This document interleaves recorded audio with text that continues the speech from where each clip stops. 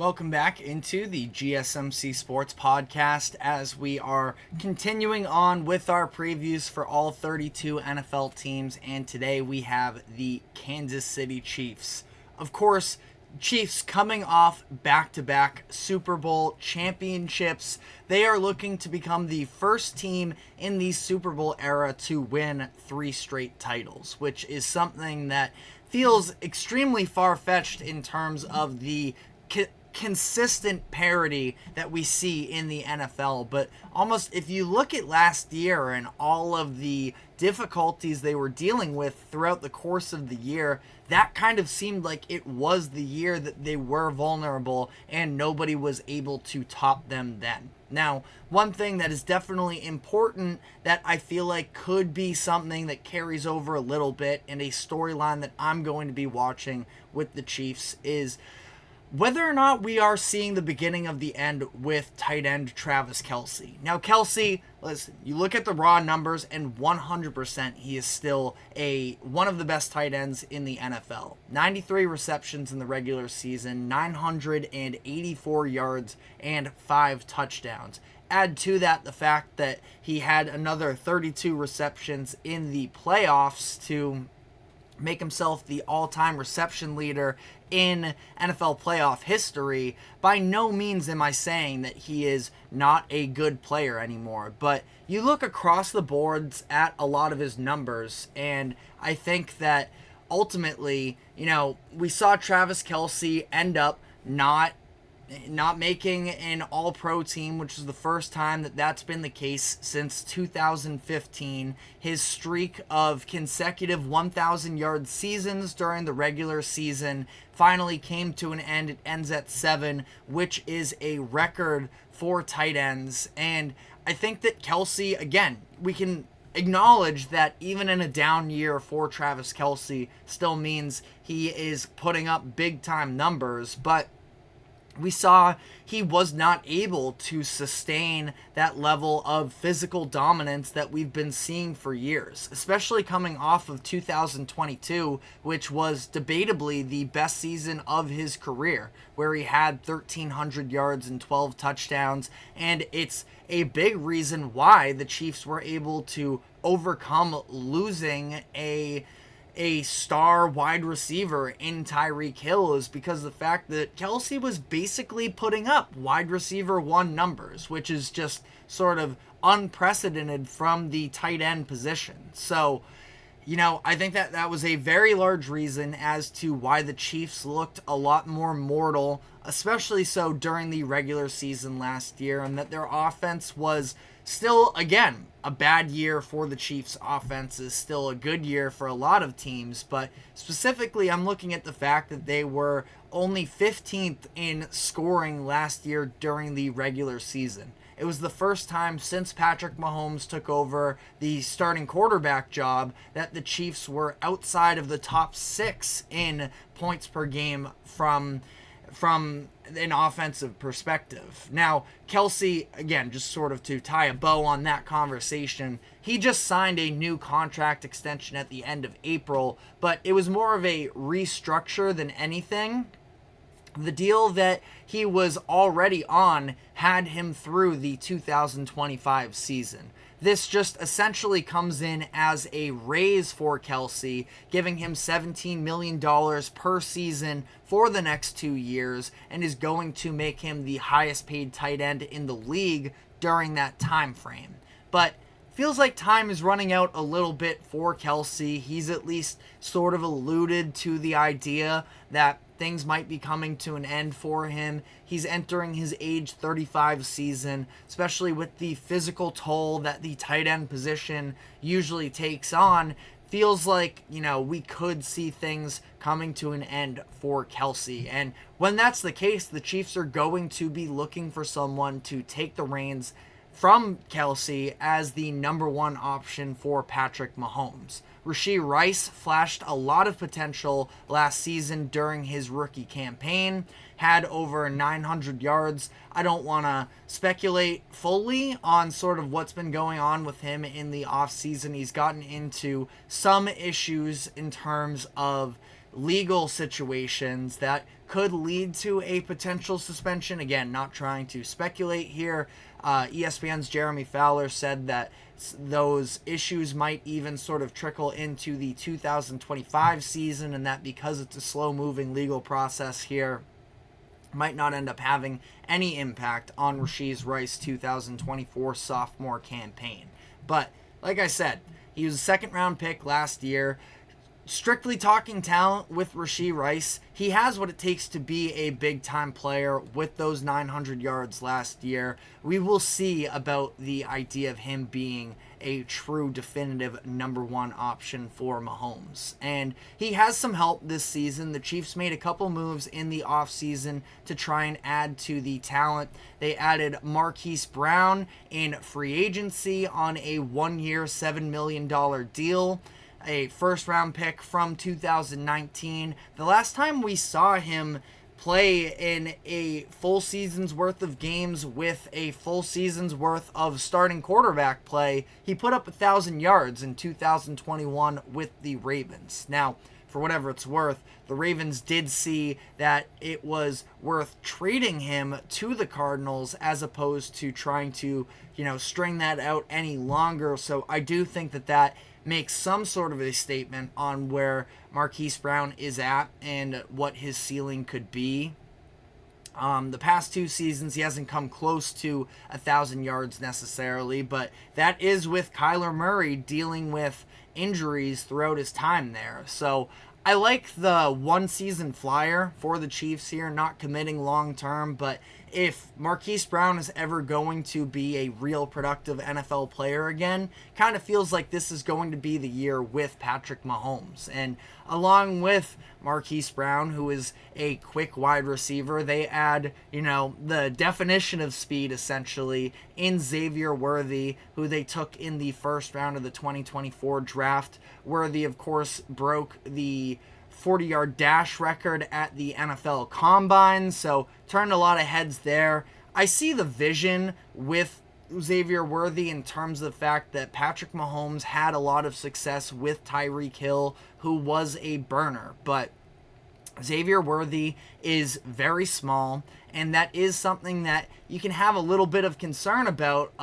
He's not necessarily somebody I feel like he's going to be sort of working the middle of the field or having these short receptions and breaking off long runs. He kind of feels like the home run hitter, and I don't really see wide receiver one potential with him. Now, he can absolutely be a contributing player, and to some degree, the very end of the first round, drafting a very solid wide receiver two, even a, top-end slot wide receiver, that's still some good value there, but I think that there were definitely other wide receivers on the board at that point that have a better chance of fully establishing themselves as a true wide receiver one. But the reason why the Chiefs were able to overcome their offensive letdowns last season is because their defense was one of the best in the league.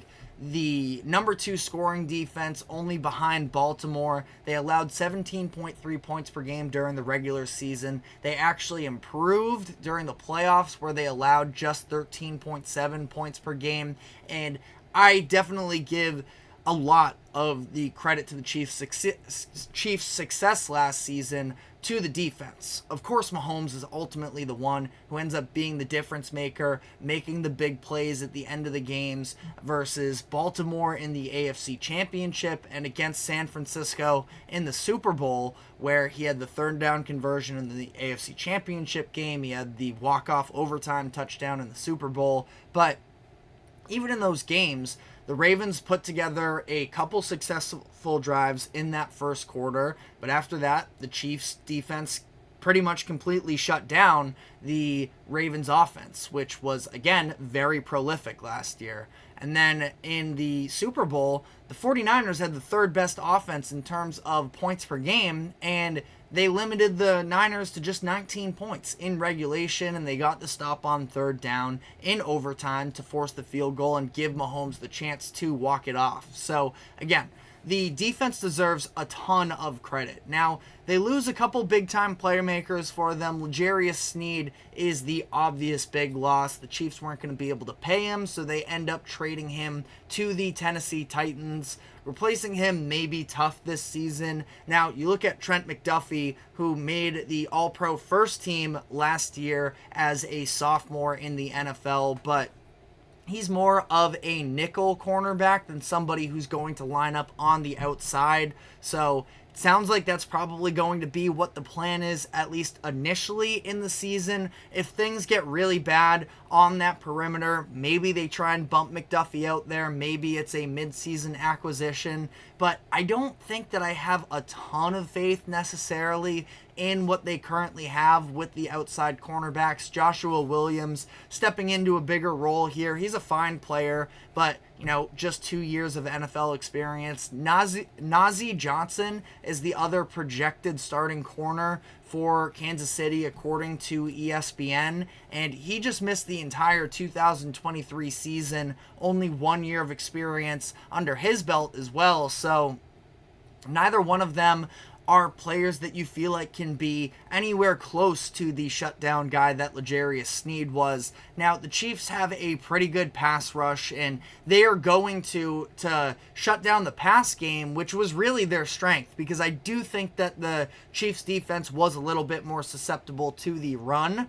In the pass game, they're going to need the rush to get there. Chris Jones, obviously a massive part of that. George Karlaftis had a breakout season last year with 10.5 sacks, and they have some fine depth there. Seeing Anyudike Uzoma, their first-round pick from 2023, him being able to work into the rotation a little bit more would be a positive for them, but they're going to need production up front. And then throw Willie Gay in there as an important loss as well, considering the fact that he was a big part of their defense last year, was really important for them in coverage from a linebacker position. He signed with the Saints in free agency, and the Chiefs are reportedly still confident in their linebacker depth. They have Nick Bolton manning the middle. They have Drew Tranquill, who they were able to retain, signing him to a new deal this offseason. But they're going to need Leo Chenal to take on a bigger role.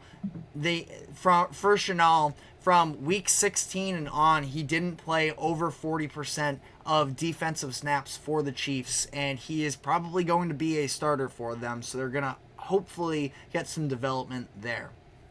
Looking at their schedule, pretty middle of the pack in terms of difficulty, 12th easiest overall. Now, they have some big-time games against some of the top contenders in the NFL, the Ravens, the Bengals, the 49ers, and the Bills. Maybe you want to throw the Texans into that conversation as well, but definitely some heavy hitters along the way there. Now, that's sort of balanced out by the fact that they play in the AFC West, and they should be able to clean up for the most part in those games. 5 primetime matchups. You look at the season opener against the Ravens, of course, as the defending champs. Sunday Night Football versus Atlanta in Week 3. Monday Night Football versus New Orleans in Week 5. Monday Night Football versus Tampa Bay in Week 9. And then Sunday Night Football against the Chargers in Week 14. So their over-under line is set at 11.5 currently, and I have them going just over at 12-5. This is a team that I think is going to legitimately, specifically on the offensive side of the ball, be improved from last season. You look at the extra amount of talent on the outside, I think that that's going to be a big-time positive for them. Travis Kelce, while I do think that we're going to see him start to slow down, especially in terms of regular season production, I do think that he's going to continue to be there in all of the key moments for the Chiefs, and if they can continue to build on that run game, having Isaiah Pacheco become a top-end running back in the league would be massive for them. Shots below the belt in the comment section says, if Patrick Mahomes and the Chiefs,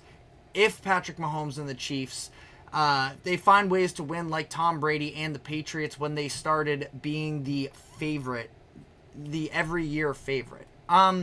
I would say that generally, yes. As long as you have Patrick Mahomes, he is going to be the favorite to win the majority of the time. Now, I picked against them last year headed into the season because I just sort of have a philosophy that, because at least during my time, in my lifetime, the only way you can repeat in the NFL is if you have Tom Brady, and he did so once. And I guess that extends to Patrick Mahomes now at this point, where you have to have the elite of the elite to do so. Now, Brady wasn't even at the peak of his powers when he repeated in the NFL, so that sort of goes to show just how hard it is to do so. I mean, in terms of betting favorites, I do think that that's probably where we're headed for Mahomes, but again, I think that there's going to be a lot of interesting things to look at with the Chiefs as Travis Kelce sort of comes towards the final years of his career. But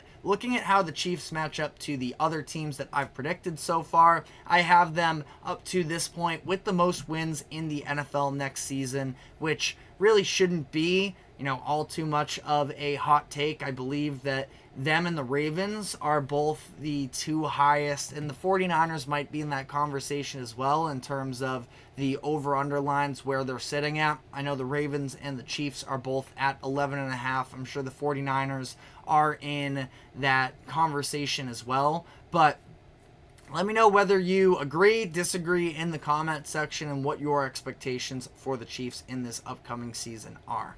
But we are going to be shifting gears now to the MLB, talking some of the biggest headlines that took place from Wednesday. The New York Yankees just completed the sweep of the best team in the MLB with the Philadelphia Phillies. We also saw up-and-coming star Jackson Holliday hit his first career grand slam. So we're going to dive into that and more, but first a quick break. Do not go anywhere. We will be right back.